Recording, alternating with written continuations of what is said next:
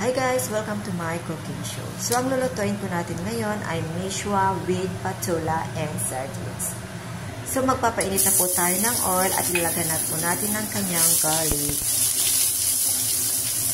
After that, lagay na rin po natin ang kanyang shallot or onion. Lagay na rin po natin ang kanyang sardinas. Isang sardinas lang po dahil ako lang naman ang kakain at saka lagyan na rin po natin ang kanyang patula.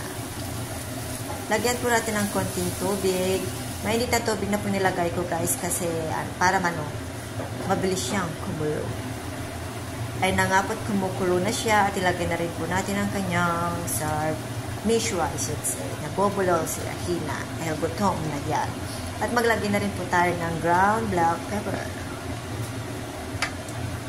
Konting mekos-mekos at ilalagay na rin po natin ang kanyang scallion or spring onion.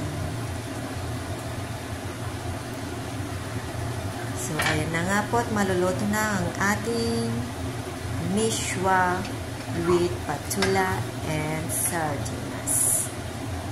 Thank you for watching guys. God bless!